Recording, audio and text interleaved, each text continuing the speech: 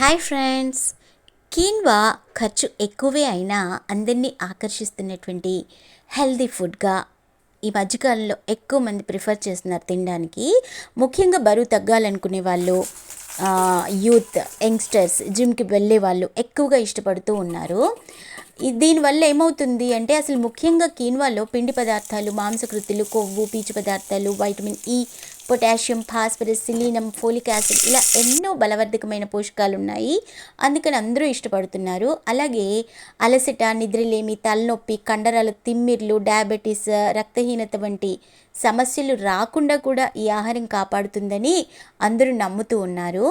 మరి దీన్ని ఎలా తయారు చేయాలి అనంటే ముందుగా ఏంటి అంటే కీన్వాని శుభ్రంగా కడిగి పక్కన పెట్టుకోవాలి.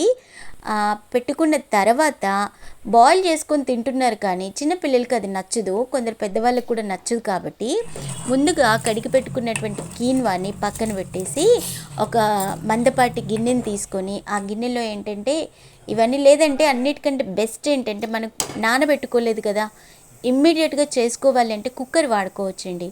కుక్కర్లో కొద్దిగా నూనె వేసి అందులోనే జీలకర్ర, పోపు గింజలు, ఆవాలు, పచ్చిమిర్చి, ఎండుమిర్చి, పల్లీలు, శనగపప్పు, తగినంత ఉప్పు వేసి ఇలా మనం వేయించి పెట్టుకున్న అన్నిట్లో కొంచెం ఎసురు పోసి ఇదంతా దాంట్లో వేసామనుకోండి, మామూలుగా కిచడీ చేసుకుంటాం కదా, కిచడీ చేసుకున్నట్టుగా, ఉప్మా చేసుకున్నట్టుగా చేసుకుంటే కుక్కర్లో వేస్తే ఏంటంటే చాలా స్మూత్గా ఉడుకుతుంది.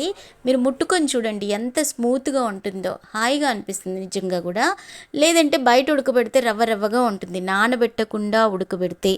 కాబట్టి కుక్కర్లో వేయండి, హెల్దీ ఫుడ్ టేస్టీగా ఉంటుంది. రుచికి రుచి, బలానికి బలం.